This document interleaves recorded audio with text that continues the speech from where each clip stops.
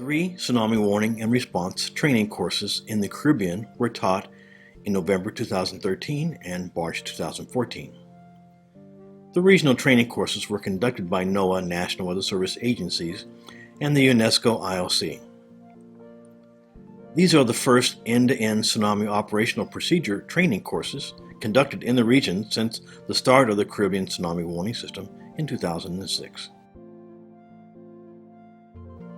The week-long training courses covered topics ranging from event monitoring and detection, threat evaluation and warning, alert dissemination, emergency response, evacuation, and public action.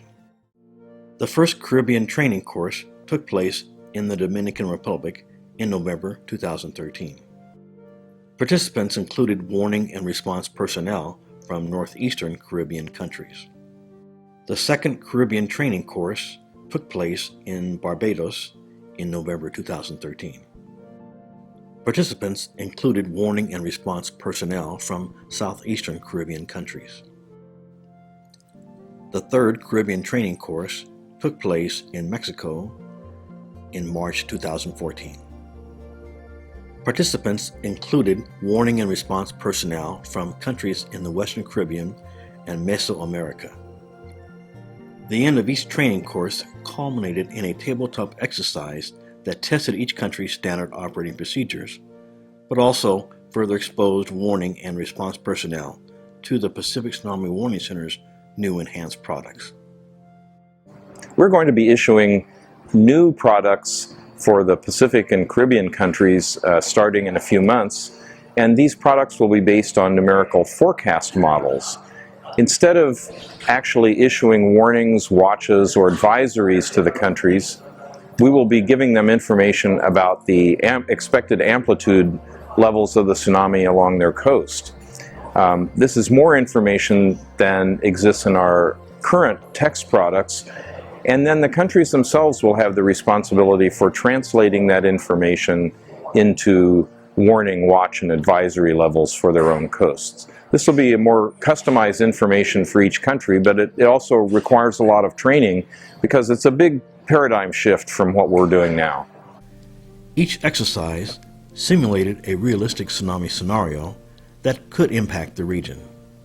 This provided participants an opportunity to implement warning and response standard operating procedures. Warning Center personnel received earthquake and tsunami information from the Pacific Tsunami Warning Center, requiring them to communicate this information to the respective emergency management or civil defense agencies. We ran the event in real time so that the participants could get a sense of implementing their standard operating procedures and communicating actions to other stakeholders. The exercise also simulated interactions with the media and the public.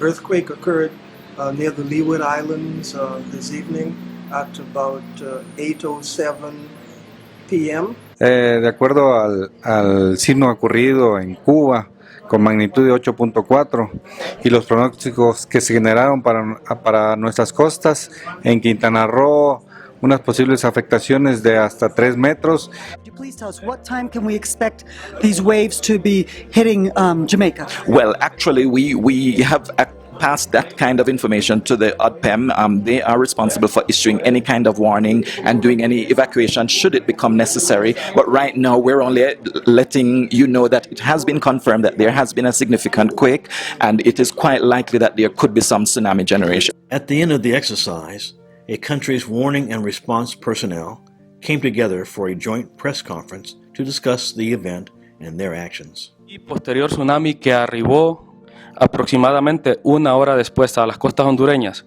afectando varios municipios. Copeco decreta mantener la alerta roja para los departamentos de Atlántida, Islas de la Bahía, Cortés y Colón. The press conferences provided an opportunity for the standard operating procedures to be explained publicly and provided a situation report. A critical part of the week's training course was to identify opportunities to improve each country's tsunami standard operating procedures. This exercise really revealed gaps, and through working through, we even developed solutions to some of those gaps. So gaps were identified and it strengthens us. But what I advise my disaster committee and those agencies, make it agency specific. Is the cancellation may be interpreted as an all claim, and we have to be very careful with that. We need to put in specific guidances for what a cancellation message is and what an all clear is for tsunamis. We cannot mix up the two. We have to make sure the public knows. The final activity of the week was to discuss the next steps toward improving the region's tsunami warning and response. During the week, the focus is on identifying and mitigating the tsunami hazard posed by local, regional, and distant tsunamis. But an added benefit of our training courses is that it brings together warning and emergency responders to work together both within their countries and the region.